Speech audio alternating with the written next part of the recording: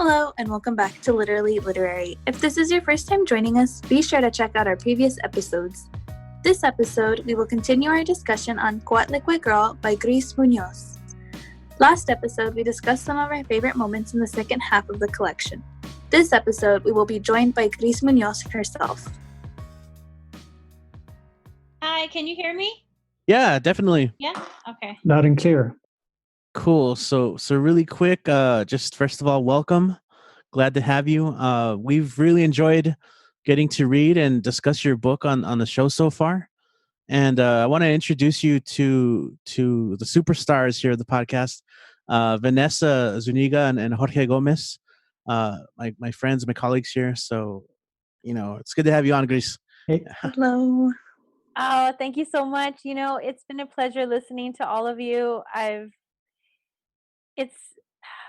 It's powerful to write a book for an extended period of time, and like every other art form, really gets to express probably sooner than a writer. Like, if I was a painter and I was working on a collection, I'm not sure how long that could have taken, maybe sometimes even up to a year, but they get to have showings. And um, being a poet is kind of it's difficult to express yourself, because even as someone who has been a performer for a really long time, you kind of learn that you have to, in terms of performance, you're kind of picking out sound bites, or you have that in the back of your head, you're trying to pick the piece that people will listen to and that will be engaging for performance or whatnot. So at the same time that you're getting to perform your work, you're still censoring. So it's just really been amazing to be able to finally show everybody what I had in the suitcase that I've been walking around with for 12 years, and get to just to be heard, just to be heard. I'm listening to all of your points, your connections, and it means so much more to me that it's, I was born and raised in El Paso, so it just means more to me that it's being read and it's being understood and it's being appreciated by people here. I'm just so grateful for all of you, and I'm just, Richie, thank you so much. Yeah, I mean, well, thank you for writing, and having these stories and poems that I think a lot of us can relate to, or if anything, learn from. I think that's the other thing. And so we do have. Thank you for taking the time out of your day to be on here, and I think we all have several questions. Just to dive a little deeper, and since you might be able to help us out with that. Yeah, absolutely. So I don't know who wants to go first. Vanessa, Jorge. I did, if before we start, I keep interrupting, but I did, because I've been listening to your recordings, and I did just want to let you all know that these are actually all true stories. Obviously, besides Semper Vivum, and the last part of Indian Clay, where she has like a psychotic break, or at least I tried to write it that way.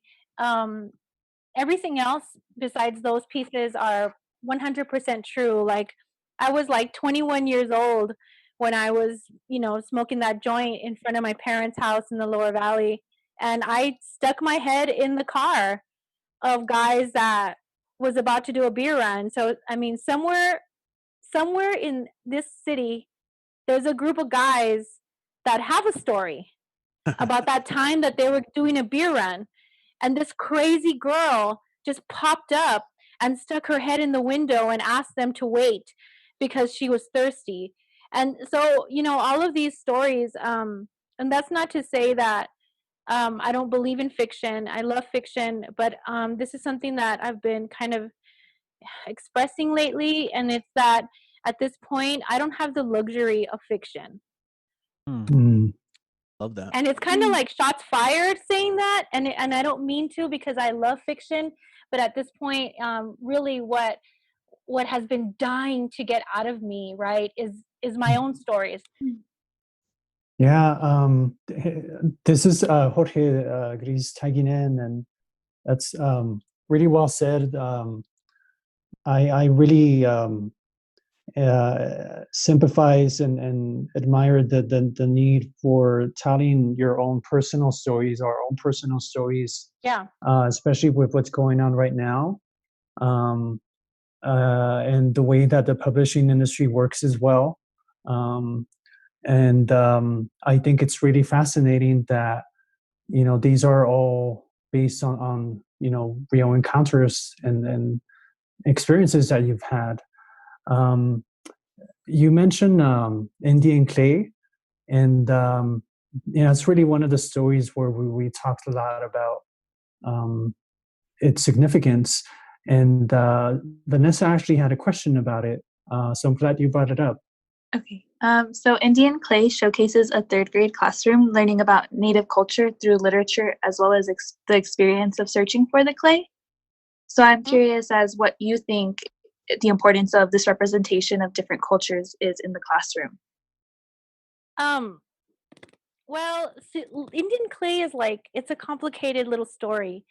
Um, there's short stories, but they're kind of heavy. And there's a lot going on here. The first part is, and it's one of the themes I think of the book, is the loss of indigeneity for colonized peoples. And so, in many ways, the majority of these children that I was in third grade with were of indigenous descent or indigenous.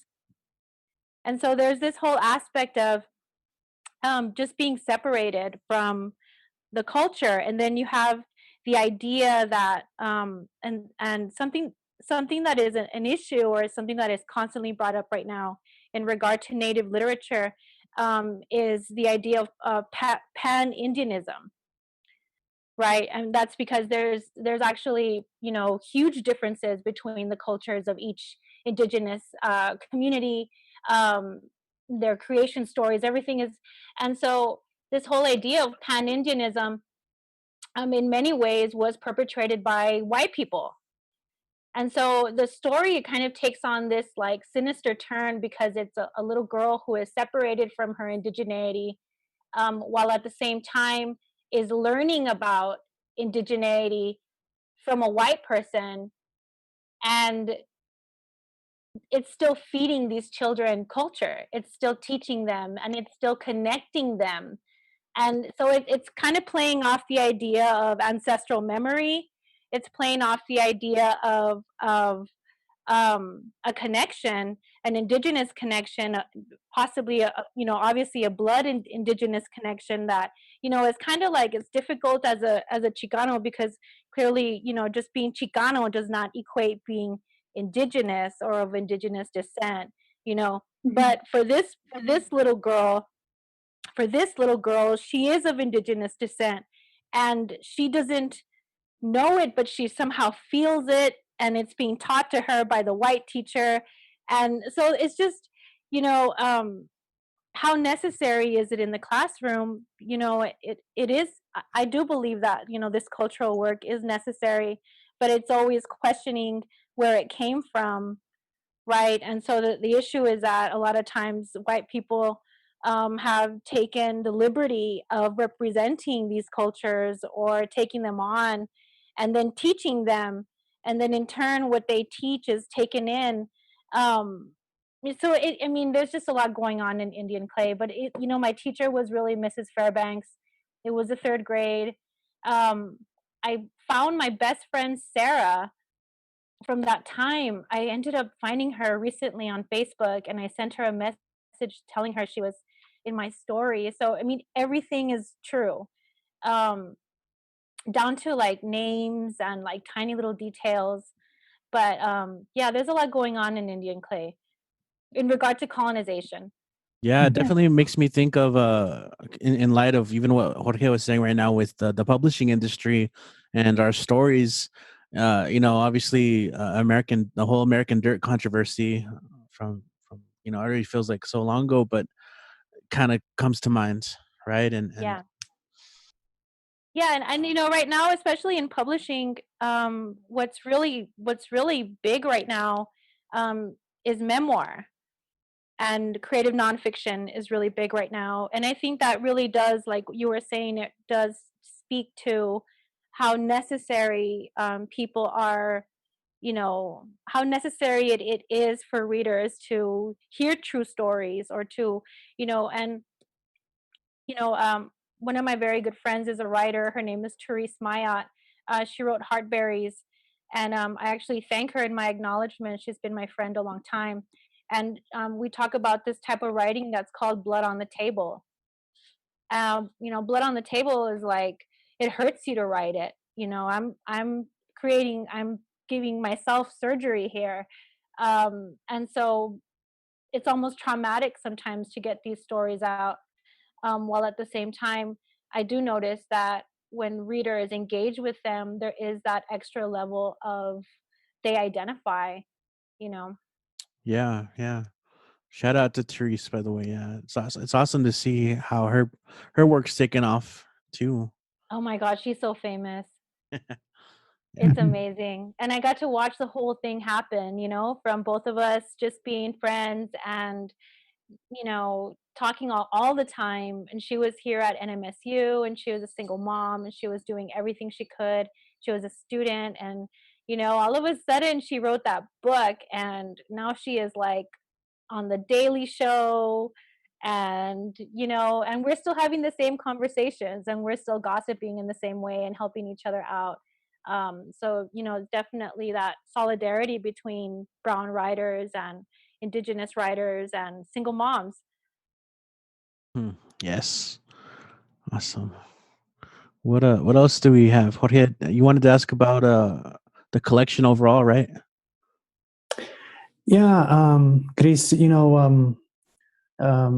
as Richie was saying, we really had a lot of thoughts about your collection, as you noted in the recording, and we'll have the second half discussion out soon. But overall, one of the things that we talked about either pre-show or during the recording was the arrangement of your collection. And so I was just wondering myself, and I think my colleagues were too, um, in relation to, you have short stories, you have poetry. We talked about, kind of harkening back to Ansel Dua's Borderlands and Sandra Cisneros. Um, but you also have, Los Dos. And Mhm. so we were wondering, like, if there's any, if there was collaboration on your part as you were drafting the pieces, or like if you gave them strong lines for them to draw, say, the cover of Coatlicue Girl, um, and also just kind of how well woven it is. I want to tip my hat to you Thank for you. just it's an amazing flow. I don't think I've seen something flow so well, from the artwork to, you know, how one story ends and then the other begins, or if it's a poem. So that was kind of my question, and I know it's kind of more of a comment, but No, if no. you, There's a lot behind that, and actually, I've really like appreciated you, Jorge, just for noticing these things. Just the little details about it. There's just a lot of. There was a lot. There was 1,000 loose strings to this little book. I mean, it's like 104 pages, but there's something very dense about it. And for me, I was incredibly serious about this work. Um, I wanted it to be, and I don't like perfection. Like, I don't want to say I wanted it to be perfect. It's not perfect. Um, I don't like perfection in art. I always like for there to be like some, you know, some things, something that makes it original, just like a person, right? I don't like perfection in people. But the book had so many versions. Um, and I think Richie has touched on this because I talked about it in the book release party that we had. So I mean, we're talking years and years of me just kind of first like having the idea of it. This book.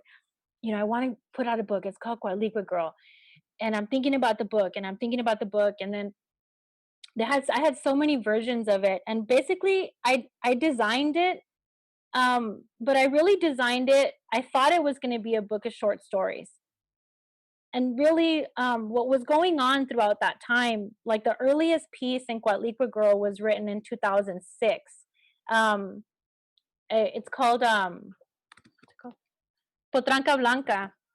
I wrote that one in 2006, and at that time, I was still writing the first drafts of Beer Run. So I had just started going back to school. I was going to EPCC. I actually didn't get to have a traditional college experience. I graduated from high school and kind of wandered around for a couple of years, and then I got a job as a teacher's aide in special education for the Socorro district. So I was a teacher's aide in special ed for 4 years, and I loved it. While at the same time was really starting to get this deep existential dread. And so I ended up going back to school and just taking a few English classes. And so I was I was trying to figure everything out. At the time, my stories just weren't really written that well. I kept working on them though. So Beer Run, the first draft of Beer Run is also, I wrote when I was 26. And just for reference, I'm about to be 40 in November. So I've been working on this thing for so long, and I just really care about quality. Like I really care about quality in literature, and I just wanted it to be right. And so because I grew up in El Paso, and because really, I had like, I want to say a colonized way of looking at literature, I became obsessed with the idea that Coatlicue Girl was really supposed to be a collection of short stories. So I had like poems, and then I had short stories, and at that time I hadn't written all the short stories. So what was interesting was I sat down and I wrote a list of like memories. Like I wrote a list of memories that I wanted to turn into stories. Like for a long time, I had a paper somewhere and it said Beer Run, Costco. Um, there was like different, and it was just kind of like a little map that I was keeping, while at the same time I was performing. So Richie remembers I was a Chicana poet, like straight up, you know, I mean, like a crazy ass Chicana poet, like Capture the attention of the room. capture the attention of the room, walk in with a bullhorn, wearing a costume, yelling at everybody.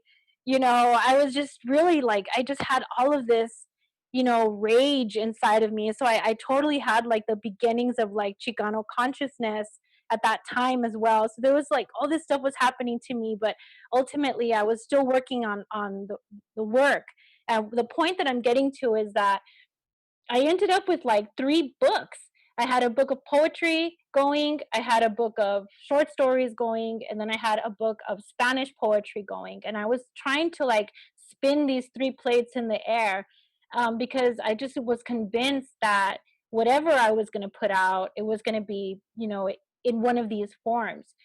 And the years kept passing, and I'm still like trying to do this, like trying to put out these 3 books, and then kind of like going, no, I don't want to put out a collection, because I had this prejudice against collections. And I guess it was because I was just, like I said, I learned literature in such a colonized manner. But when I would pick up a collection, for the most part, I would think, oh yeah, they mixed it up because they didn't have enough material. And it's like a really nasty thought. But that's what I always grew up thinking. And so I really didn't respect collections. And I didn't want to put out a collection. The idea of it was embarrassing to me. Like I waited 12 years to put out a book, and it's a collection, Well, what the hell has she been doing this whole time? And so there was a lot of issues that I had within myself. And there is a very well-known, I want to say famous, infamous Chicano critic. His name is Michael Sedano, and he's in California. And pretty much like if you follow Chicano Lit, it's like it's an honor to have Michael Sedano review your book. And at that time, I had met him during the Libro Traficante. They came through El Paso and I got to perform. And like I said, I've been at this a long time, guys. I started at, 26, 25 years old, and I'm about to be 40. So I've been forging a lot of friendships at that time, during this time, mentorships and whatnot. And I finally talked to Michael Sedano and I said, this thing, I don't know what to do. I don't know what to do with this book. It's just all these different forms, but they all seem to fit together. Like what you were talking about, the way that it overlaps. Mhm. At that time, I guess it's just because I keep writing about the same things, because Mhm. they matched. I kept noticing that the poetry matched with the stories, and I was seeing how there were similarities, but I was resisting the idea of a collection so much. And I talked to Michael Sedano and I told him, I have this whole thing. I'm afraid to, it looks like it's supposed to be a collection. And he says, well, put out a collection. He said, it sounds like it's meant to be a hybrid. And I Mhm. said, yeah, it does, but I don't really want to put out a hybrid. This is my debut book. I've been working on it for so long. I'm thinking everyone's going to laugh at me, which sounds crazy, right? But I don't know. It's like we're very self-conscious about our work. And so I kind of had this. And then he said, have you forgotten that Borderlands is a hybrid? And it just like hit me. It hit me so hard that, you know, who's my audience?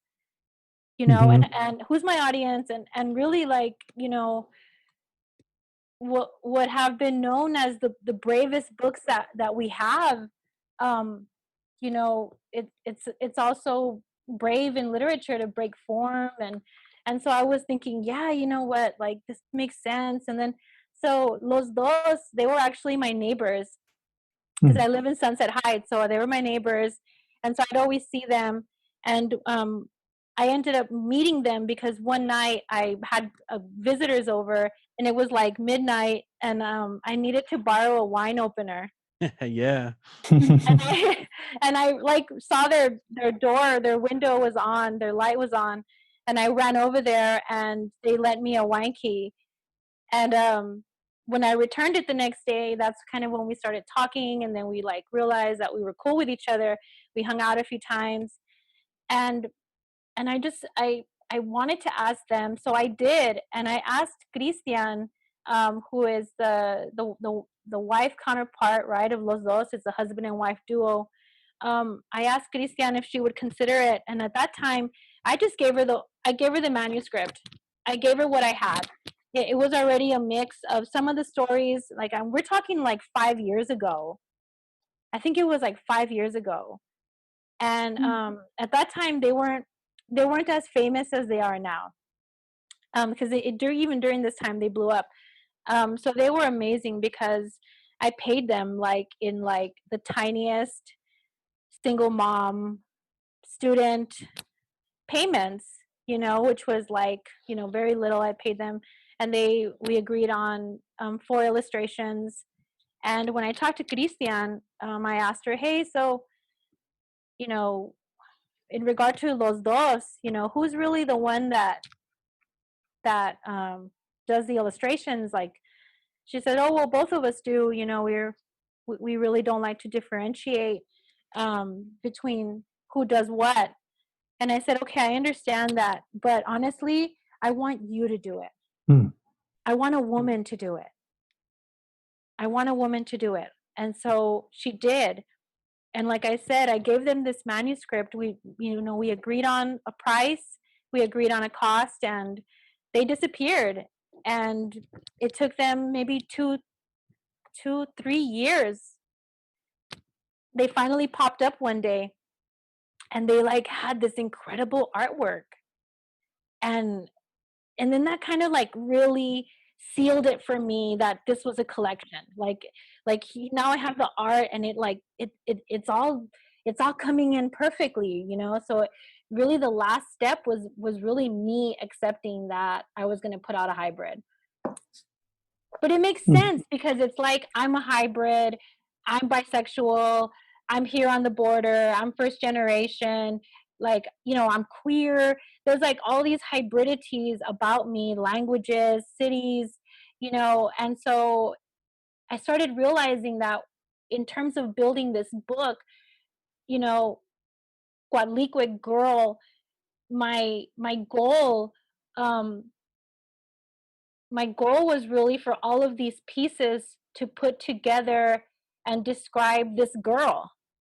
And so it's kind of like when I think about the girl in the story, even though they're true stories, I always say like, oh, I love that about the girl. I love how Indira, and I love how brave she is. I love this about her.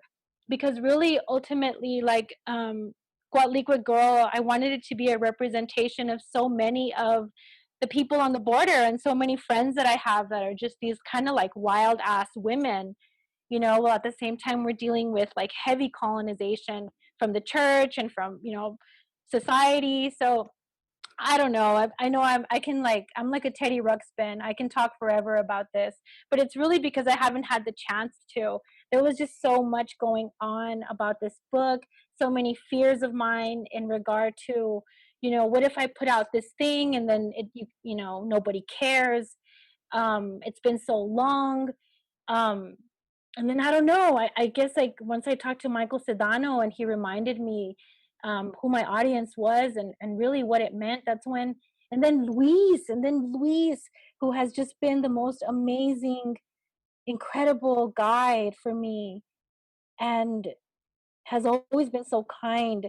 And Luis writes this foreword that is unbelievable. When I received the foreword, I was like, oh my God, I need this thing to match what he's saying about me. Because if it doesn't, everyone's going to laugh at me, right? Like I have this weird like fear of, and so I worked on it even harder now. I was like, shit, now I really have to bring up my game because I have Luis here. And so I worked on it more and more aggressively and, tried to make it really, really fit together because I had to justify the fact that Luis had said all these kind things. Yeah, that was a nice forward he wrote there. That's one of the blurbs too, right? Yeah, I love it. Yeah. And it's incredible, and you just think, oh my God, how can I, do I deserve this? I had like major imposter syndrome after receiving Luis's foreword and major fears about whether or not it was good enough or whether there were mistakes or and I'm doing this without an editor. I'm doing this on my own. I don't have a budget. I don't have a press. I decided to like write and design this thing without a press, and which is kind of, because usually when you get a press, they're the ones that hire an artist or they design the cover. But it was like me. I don't know. Maybe it's that I'm a control freak, but I just really wanted to design this thing how I wanted it. And so this is where we are now. Yeah, thanks for sharing all that. That's all comprehensive way of looking how it all came together, and it's great that you're able to do your art your way.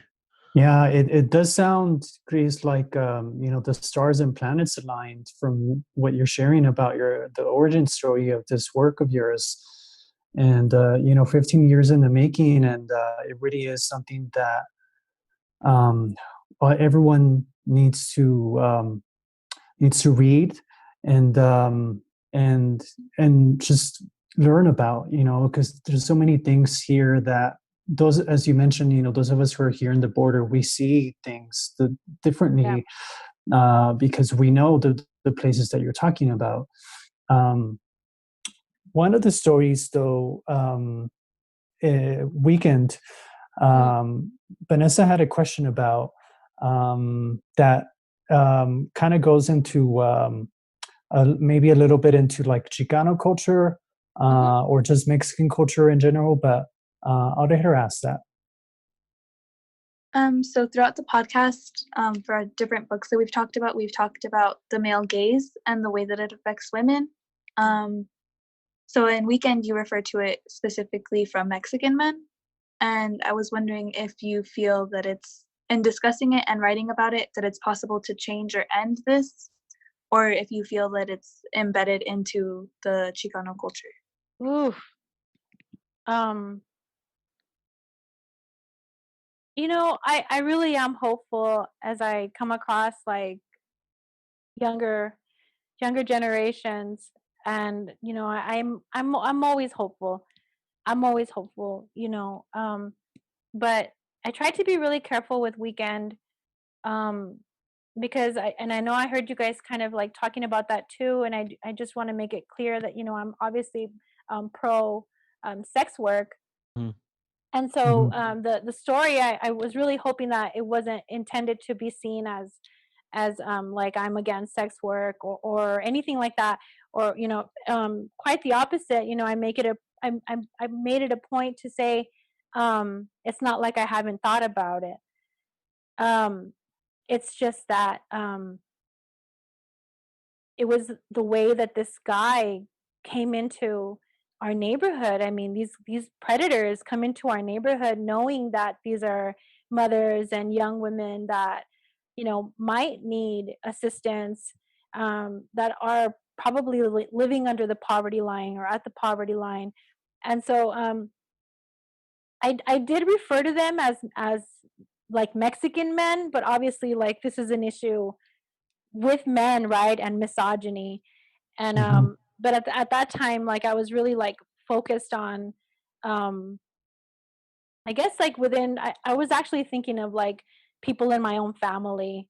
I guess that's why I took it there in regard to like Mexican men. It was kind of like a shots fired towards Mm. like Mm. my own memories. um you know, I do I think that, you know, my daughter is not going to have to deal with this? She's now 12. You know, at that time when that happened, we were living in Central off of there's a 7-Eleven on the corner of, is it Copia and I can't think of it. And so it's over there by kind of like Memorial Park. And you know, she was a little girl at that time. She was a baby. Um you know, no, I don't think it's going to go away. I don't really think that. I think that we're always going to have to teach our daughters to be aware of these predators that come in. And there's also like another point in regard to like the idea of like sex work, because um, I do make it clear that we're only waiting until Monday. Mhm. Yeah. You know, like money is coming. I'm gonna have money on Monday, you know. And obviously like that, there's a big difference between I'm waiting for money to come in on Monday and I have nothing to feed my child and nothing coming in. And so, you know, I just like really, I tried to be like as careful as I could with that story. And again, it's a true story. I was walking with my daughter, I got approached, the guy was a total creep, and I felt really disgusted afterwards, and I just kept thinking about this idea. um and so, you know, and it's just, you know, yeah. So I don't know if I answered enough about it. I just did want to clear that up a little bit. Yeah, yeah, that's fair. Yeah, that came up during our discussion too. And yeah, so thanks for Yeah. that. Yeah. And Vanessa, you know, I don't know if you had like a follow-up question or comment about that, what you said, or No, not particularly. No. yeah. And I myself, you know, and as you mentioned, you know, we talked about that in the story, that the implications of that and that predatory gaze that you mentioned Hmm. is kind of rooted in misogyny. And I think it just shows the importance also of the need to teach, you know, literature that does doesn't gloss over the nastiness, right, of Yeah. human nature, and men, of course, in particular. um so I think it's all the more reason why, you know, it's why people need to read, you know, this work.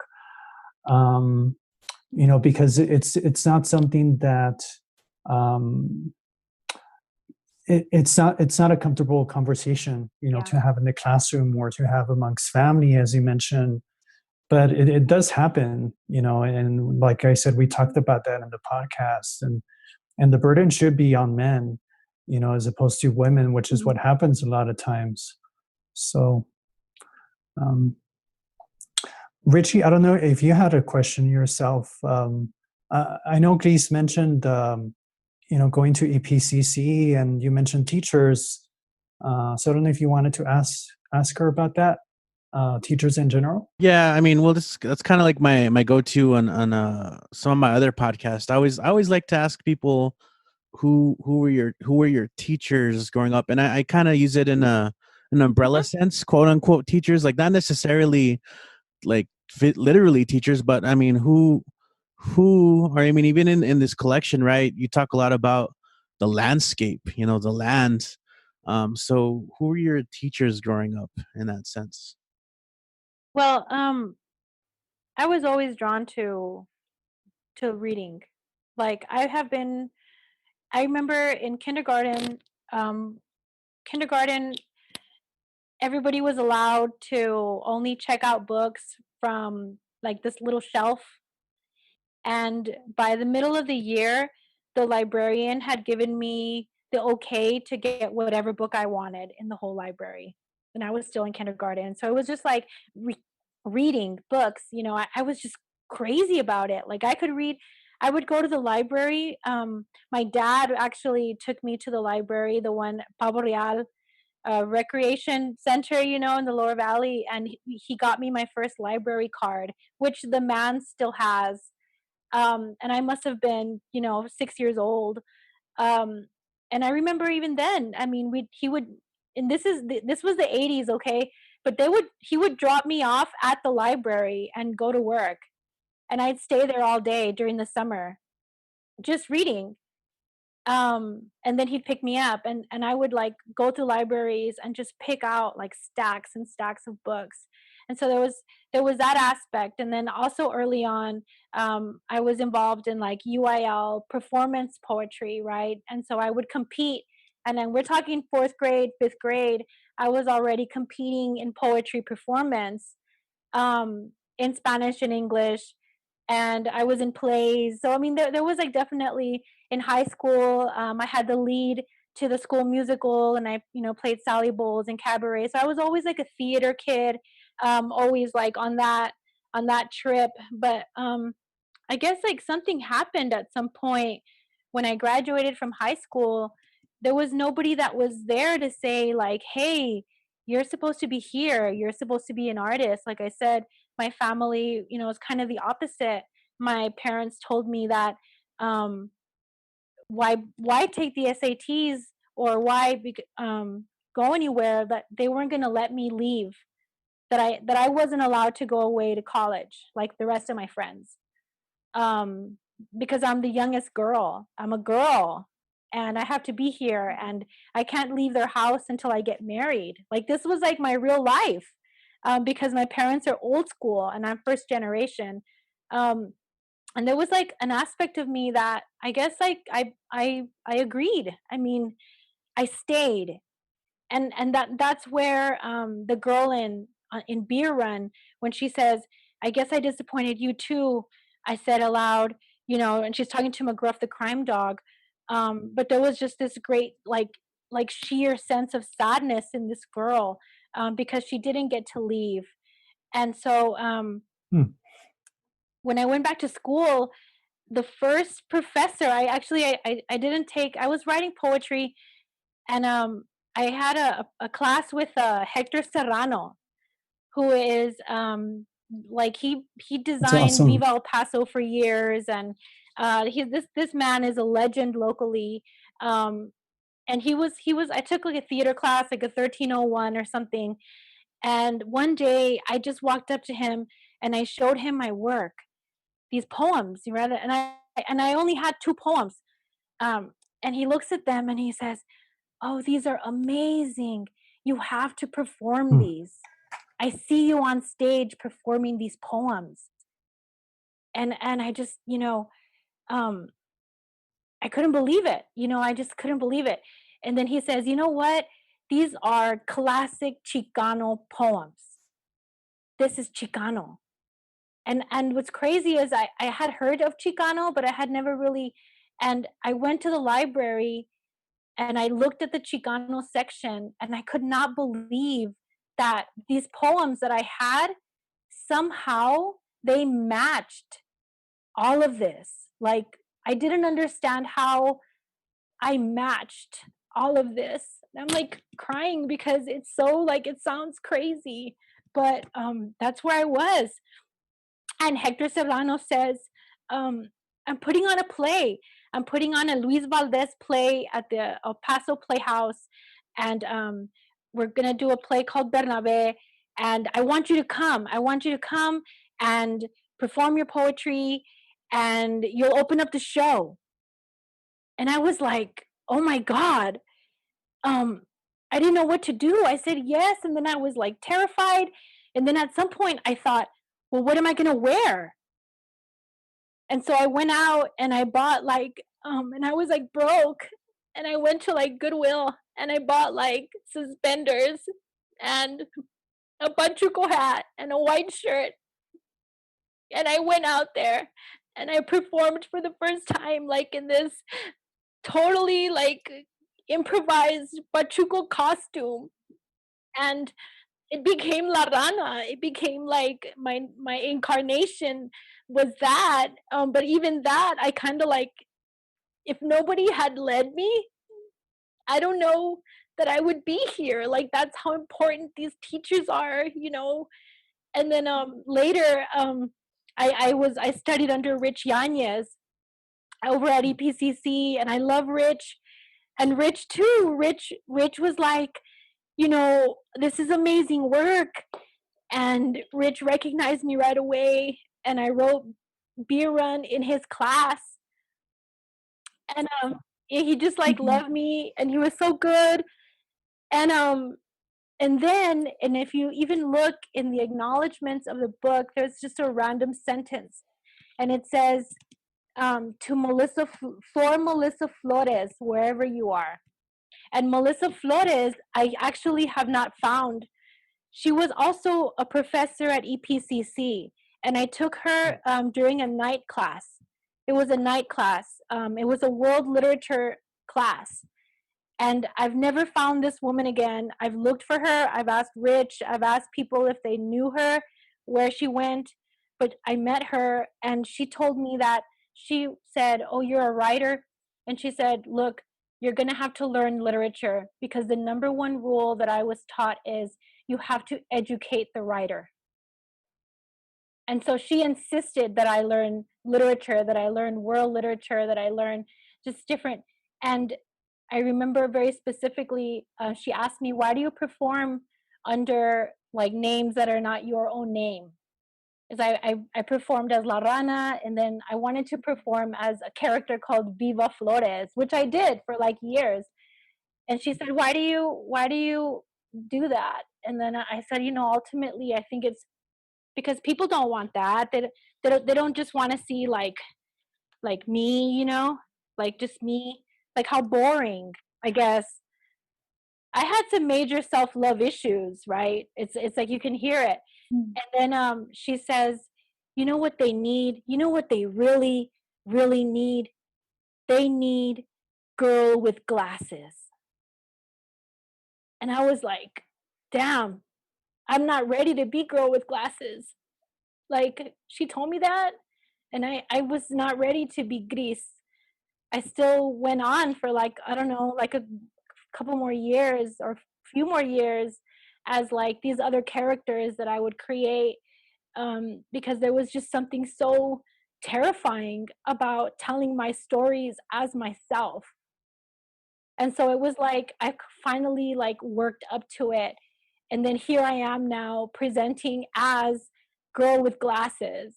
And I think about this woman all the time. I don't know where she is, and maybe she'll hear this.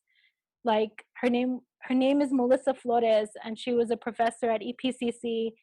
I can kind of think about what years But these teachers, what would we be without them?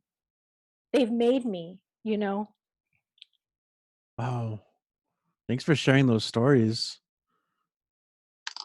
I know I'm intense all the time. Oh no, I love it. I think, and yeah, and I've seen you as La Rana and as Viva Flores, and so it's nice to hear kind of the genesis behind these names and where you are now, especially getting to just be Gris Muñoz and doing your book reading. It was so cool to watch that live on YouTube. It was cool, like just a cool event. I loved it. And it's so healing. It's just so healing to just be myself.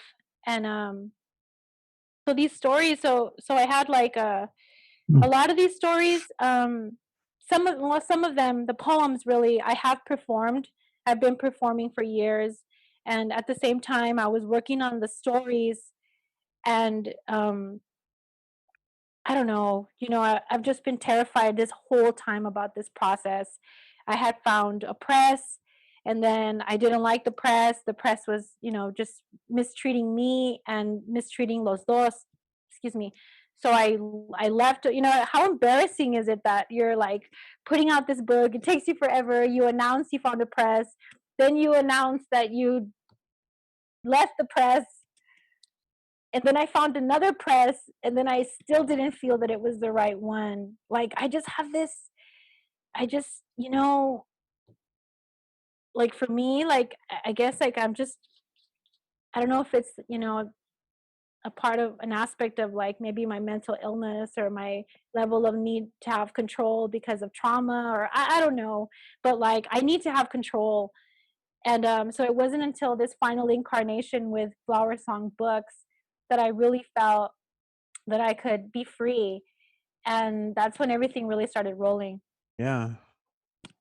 And you know what? I wanted to let you know. So there's this first poem called El Maíz, and it's actually a corrido.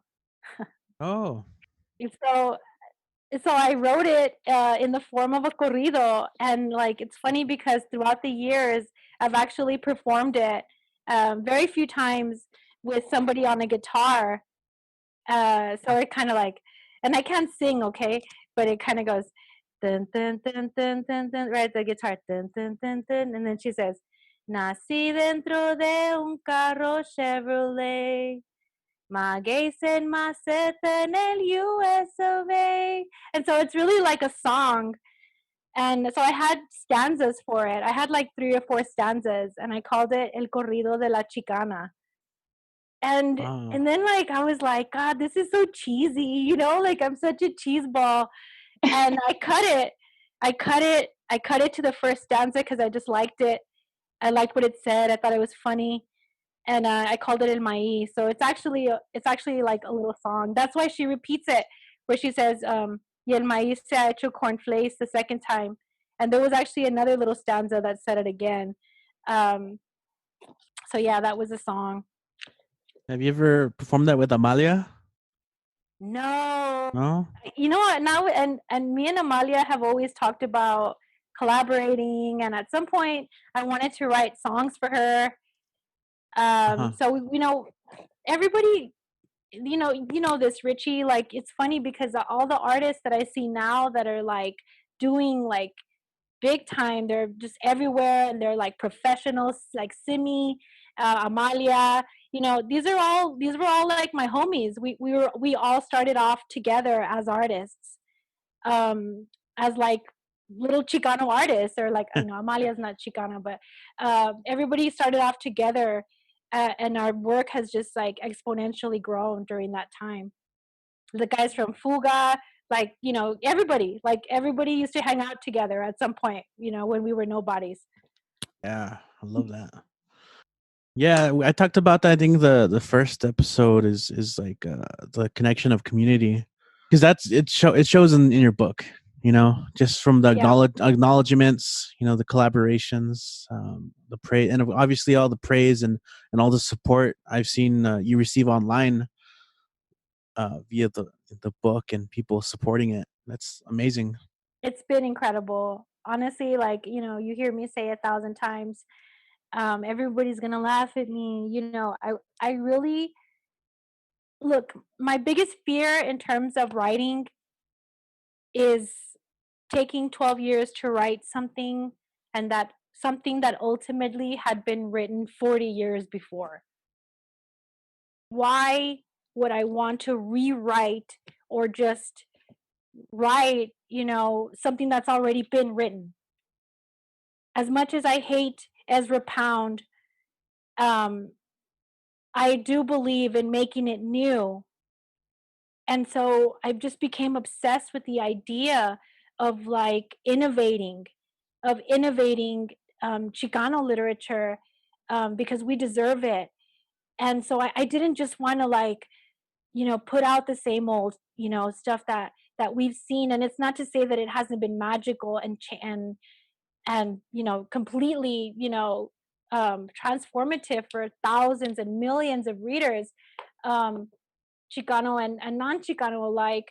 But at the same time, I don't want to just be that. I don't want to just like, keep upholding what we have. It has to move. The literature has to move somewhere. And so, if anything, I really hope that it could be seen as something innovative. That eventually someone's going to come and just tear this thing to pieces. They're going to write the next one, and it's going to be so much better and faster and stronger. And really, that's what I want. This is just my offering right now. And I was waiting. I waited a long time. I every time I saw another Chicano writer put out a book, I kind of got a little scared. Is it going to be like Coatlicue Girl? Did they beat me to it? Did they somehow, and it's because we grow up, or we, especially as writers, and especially as Chicano writers or writers of color, we grow up, or we have this idea of scarcity. And we think, like, everyone's sitting at the table. Well, if somebody gets a slice of bread, then there's one less slice for everyone else. And so it's that idea of scarcity is completely wrong. And Mm. so I absolutely want the work to be disseminated, to be critiqued, and then for us to move forward with it. Yeah, I mean, we can only hope to keep learning and keep building. And I'm really happy that your book will be taught in courses, some college Yeah, courses, and and hopefully that'll inspire more writers, and we kind of see these pathways for people to follow. And- yeah. Anyway, do you guys have something, Jorge, Vanessa? No, I guess just, it's been great to hear that the points that you're sharing, Gris, and I'm kind of just nodding my head because I think, I realize, of course, that we're really fortunate to have these stories woven together by you. Um, and I think, and going off what you just shared, um, there's not just the intertextuality, but there's you mentioned your performance, and some of these pieces like Mais, or oral history, or spec, they are based in performance. yeah, um, and the idea of oral history, and storytelling, and it's something we talked about in the podcast, but I just find it really fascinating and important to talk about, because that's for many of those who are indigenous, that is all they have. And I think there's also something even spiritual about it, something about speaking it out into the world, right? Breathing it out, that says more about just putting it down on paper.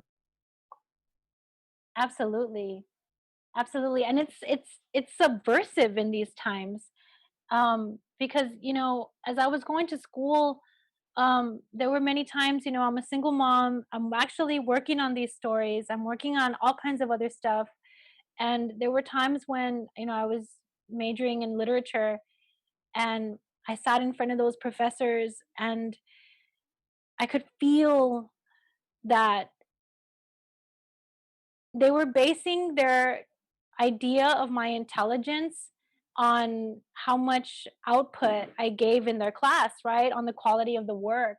Mm-hmm. But there's a lot of times when, and this has always been something with me, that I'm very rebellious, especially within any systems. And and so there's just, I've I've learned that I have to keep a lot inside. Um, and so that's kind of what oral history is saying.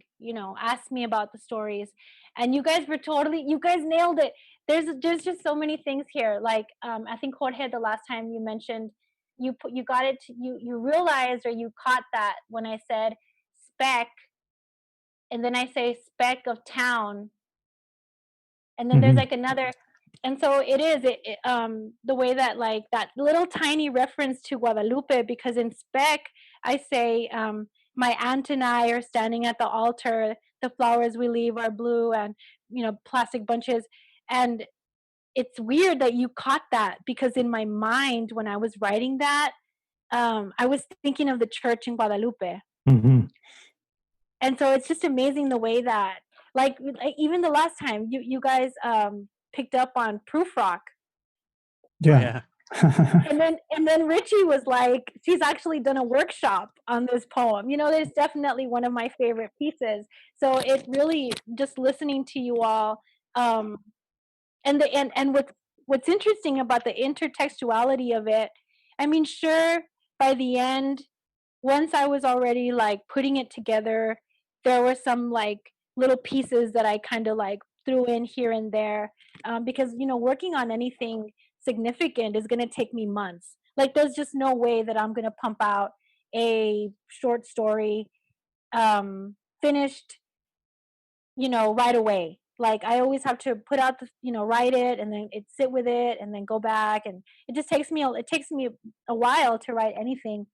But it's interesting because the intertextuality that you keep mentioning, it's almost like, I mean, I don't want to say it happened by accident, but I guess it's that I was just always writing about the same topics. Like, it fit. And that was the thing that was telling me, make it a hybrid. It's a hybrid. And I was thinking, oh my God, um, oh, I don't want to put out a hybrid, but all of these pieces match. Like, why do they match if it's not supposed to be a hybrid? And so that was like just something that happened kind of organically, really. And that was what drove me to finally say, okay, it's a hybrid. And then there's the question of, am I going to translate? Am I going to translate the Spanish? And I'm really thinking about it, because there's a lot of readers that are Chicano or Latino, Latinx, um, that they don't speak Spanish, and I really like for them to understand it, but at the same time, I really wanted to put that nuance there, that there's a reason when I choose a language to write a piece in. There's a reason why I chose Spanish, and there's a reason why I said it in that way, and it has to do with the audience, and it has to do with the voice. And so, I don't know if anybody has ever really talked about these nuances in regard to like why we write in Spanish. And so I left it at that. And now I'm kind of in talks with the publisher to find a translator and put out another, updated version, that has the translations. But ultimately, like, this book is just so, like, it forced me to create it. Like, it sounds so cheesy, right? Because everybody makes fun of Hemingway for saying something like that. Like, early Hemingway was real dumb, and he would say that he would sit at a typewriter and the stories would write themselves. And it's like, it is kind of romantic and looking at things that way, but I really do feel that this book, like, made itself. I don't know. Well, it's been so fun to read and talk about. So There's a lot going on in there. I was trying to like take notes, from everything that you all were saying, um, and I just really appreciated it, listening to you all, and actually haven't had a chance to hear, part two. of your conversation. So I'm actually looking forward to it. But yeah, it's been an incredibly healing experience to just get to listen to the work being, um, talked about. And this is just the beginning, because I know for sure, I promise it's not going to take me 12 years to put out the next one. Yeah, like I know, yeah, you're busy. I know you're already working on a biography, Mhm. right? And Yeah. I don't know if you want to give a quick blurb about that to kind of give people like a tease or like a Yeah. So, it is, I really love working in different forms. Like, I had the opportunity to take this commission. It came to me actually almost 3 years ago. So we're about almost done. And it came through Luis Urrea, who has just been an incredible mentor. These people came to him and said, "Who do you suggest?" And he sent them to me, and I just love him for that. And so I was commissioned to write the biography of this artist by the name of Fabian Devora. And Fabian's going to be everywhere. This thing is going to be, a monster of a project, not just the book, but there's already talk of a movie. And he's in LA. He's a famous guy. Um, and the story is really his story. And he was actually born in El Paso, and then they moved to LA when he was 5, and he had like a really terrible upbringing of like gangs and drugs and addiction within the family. And he himself has like a terrible, I'm basically like telling the life story of someone who has gone through the cycle of addiction and gangs, within like Boyle Heights, East LA. And then he had this incredible experience where literally creator like spoke to him and saved his life. And but it's not like a Christian style redemption story, because I'm not Christian. It's more like he became who he was meant to be. And so after he had this vision, he started, really painting, and now he's like this incredible artist that's super well known. He was on the cover of LA Weekly. And his story is amazing. And so I get to tell his story. And so it's kind of cool. Like here I am um, telling the story. First I chose to tell the biography through first person. So it sounds like Fabian is talking. And so that's been an interesting thing for me as like a queer woman, and I'm writing in the viewpoint or through the eyes of a man. And there's a lot of violence that happens. And at some point I was just going to LA and interviewing him, and interviewing his family. And so that's just been an incredible project that has taught me how to document. It's taught me how to interview. It's taught me how to put together a story, a timeline, and it's totally different from what I'm used to doing. So now I'm telling someone else's story, and it really is such a beautiful altruistic thing to tell someone else's story. oh, congrats on that work. Thank That's you. cool. Can't wait to check that out too. And so during the time that I'm working on Fabian's book, there were times when I just didn't want to look at it, and I started working on another book, and it's kind of like the part 2 of Coatlicue Girl, but it's a novel, and it's a novel called Sancha. And Sancha is there's a lot going on there. And so it's going to go into like, again, um, this girl's journey. See how I notice how I keep saying the girl, like the girl in Coatlicue Girl, even though it's like I'm the girl. I don't see it that way. Like the girl, I don't know why I do that. But it's through her journey throughout like indigenous Mexico and the healings that she's had. And it's also like a story about like love, right? The book is called Sancha.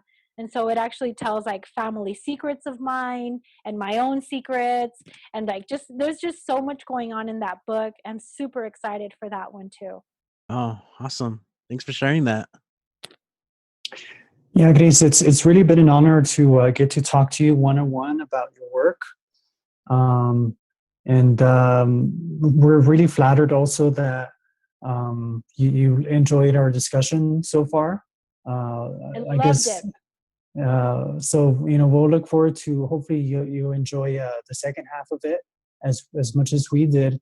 Yeah, thank you so much for accepting, and it's just kind of something that we thought was a way of just you know getting readers and listeners on, and we're both we're all really fortunate to just be able to talk to you in the first place, and lucky that Richie knows you. Um, we also wanted to mention, and I think Richie already mentioned, but we'll mention that if we're not mistaken, Literary has signed copies, right? You signed copies there. Yes, at Literary. And Yeah. I wanted to ask you, do you want to do a giveaway? You mean from Literary, or from you, or No, from? from me. From me, Oh, a signed copy, and I'll donate it to the show, and you guys could, if you'd like to do a giveaway, that'd be cool. Be wonderful. that'd be awesome. We'd really be honored if you did, and I think it's just another way to get this book into people's hands, and I think yeah, I mean, Okay, absolutely I'll get with Richie. Okay. awesome. Cool. I don't know if y'all had any other things to say. I just wanted to, well, sorry. I just wanted to thank you so much for even writing this book and actually sitting down with us and talking with us about it today. Thank you so much. I guess I just have one, and it's not like, but as I was listening to the podcast, I kept wanting to hear you use more. Yes. Yeah. I was like, I want to hear from Vanessa, because it's not to say that this book isn't for, but it's really like at the heart of this book, it's for the mujeres. And so I was like, oh, I want to hear what she has to say. But it was like the guys were covering it so well, what they were Right. saying. And so a lot of times they would ask you, like, you have anything to add? And then you were like, well, no, you guys covered it. Oh no. Yeah. But yeah, I do. I really appreciate that, Vanessa. And I it's cheesy, like when people tell me like, oh, I really loved it. And I always say, I wrote it for you. And it's not just like a line. Like I Yeah. wrote it for you. I really did. I really, really, like, I'm gonna cry, but I did. I wrote it for you. Thank you. Yeah. Thank you Cool. so much. You guys are amazing. And just thank you. I know I have a copy of Kali's book, and she has been amazing. I sent her a copy of Coatlicue Girl, and she has shared it. She shared it on her Twitter, and she's shared pictures of the book, and just this connection with other writers is so important. Yeah. Absolutely. Yeah. Oh, you know what? And then one last thing. Remember in Costco, Oh the yeah. lady that was next to me, and her face was distorted. She was Mhm. laughing because, Oh. like, the way that it's read, Hmm. and it could be read both ways, which is interesting. And because we have to think, like, at Costco, the one right here in El Paso, right? Mhm. How much of the population at Costco at any times is people from Juarez, Yeah. right? They make up a huge amount of, like, so the audience that was there watching the kid, there were people from Juarez, and so I mean, I'm sure a lot of them were, and so the whole thing. But in that moment when I say that she pulls out a little, she was actually like cracking up. But I loved the way that you all interpreted that as like she was crying. I loved it. Like, if anything, I was like, oh man, that even made it better. So that's cool. Awesome. Thanks for adding that. Yeah. Yeah. Well, I've really enjoyed the discussion you, with guys. you. Yeah, thank you, Gris. So we'll have this out very soon, as well as the last episode of our discussion on the second half of your work. Yeah. Coming out very soon. Yes, absolutely. And Jorge, I'm Yes. telling you this. I am expecting your debut book of your stories within 4 years. Oh man. And we're talking novel, or we're talking short story collection, but somebody with your eye, you're a writer. Oh, Like thank you are a writer. Like you need to be writing those stories that you've got going on. Yeah. You heard me. You have 4 years. You heard it here. Challenge accepted. Yeah. Yeah. I think all of us do, Richie, Vanessa too, she's written some work and has performed it too. So thank you. Love it. Yeah. That's awesome. I'm waiting on these books. I am waiting on these books. And I'm definitely waiting on more of Vanessa's voice. And that's going to take so many, aspects once she really starts rolling. Mm-hmm. Oh, thank But you. first we have to get rid of that fear, right? Because we're taught it. We're ingrained. We're taught that, we have to acquiesce and we can't make too much noise and oh, you can't upset anybody with these thoughts, and we keep that anger inside, and we keep it in because, it makes us seem nicer, but really we're tearing ourselves up with it inside. And so it's really, this book is really about that, is about, just starting to like move things around. Like it doesn't really even get into like heavy parts of like spirituality or like indigenous ceremony, or really, like I kind of like, this book is to me kind of like, it's like moving stuff around and like loosening the memories and loosening these things so that we become aware of the traumas first, and so I really, like, you guys are just so special, all of you. Thank you. Thank you. Yeah, that's a very powerful statement, Gris, and I agree that Vanessa could use more role models for women, or, and identify as women, and because she, it's so important, I think, to a writer's development and the development of an identity. Yeah. Oh, and I'm here, like, I'm totally here. Like when you guys first started talking about the book, and you said, it's interesting. I hadn't heard of her. I hadn't come across her. I was like, damn, I haven't been as locally based as I used to be. Like before, when I first started, everything was locally based. I used to run an open mic, and I was at every open mic, and I was just all over the place. Every March, and then the work starts growing, and I'm a mom, and I've kind of like stopped hanging around with like the local scene, or anything like that. And so it kind of made me step back and think like, oh, I really need to like connect, and I really need to like look for these mujeres and that, might care, because it's not to say that I'm some like, tia, but like I kind of am, like I'm a good tia to come talk to and like, learn from. That's awesome. So, if for anyone listening who wants to seek you out, Yeah.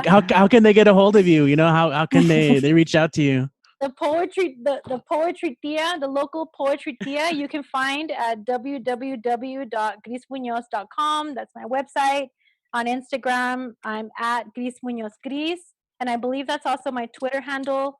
And you can also find me on Facebook, or you could stalk me in Sunset Heights, and you'll find me after dark.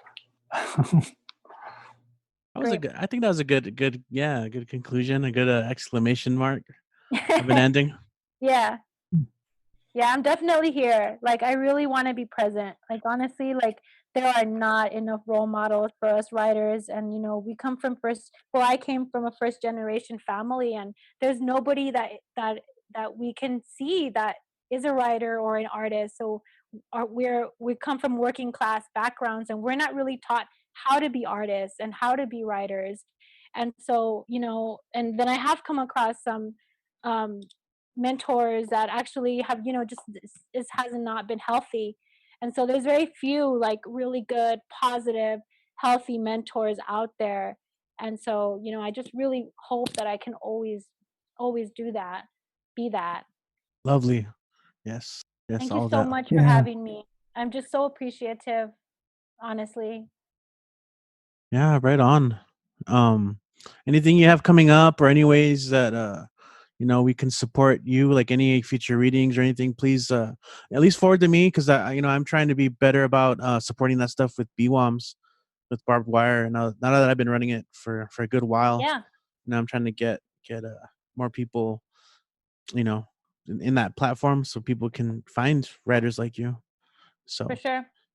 Yeah, and it's been a while that I've done a barbed wire, but maybe we could do that again. be cool. Yeah, like be cool. something online too. Yeah. But we'll talk about it, like Talk later. off chat. Yeah. Thank you so much, guys. I really appreciate it. I really I'm like a Teddy Ruxpin. I can talk for hours. But thank you. Thank you, Gris. I'm totally here. Thanks. Yes, thank you so much. Yeah, I definitely had more kind of warm questions, but I guess we'll save them for a rainy day. Yeah. All right, here. but All right. enjoy the rest of your day. Stay cool, and let's keep fighting the good fight, right? That's Yeah. right. Thank you all so much. Thank you. Bye, Vanessa. Bye. Bye. Thanks for joining us on this week's episode discussing Coatlicue Girl by Gris Muñoz. And if you haven't read it, we hope we inspire you to pick up a copy. Literally Literary is brought to you by the Mellon Foundation through the Humanities Collaborative at EPCC and UTEP. Follow us on Instagram at literallyliterary.ep and on Twitter at literallylitep.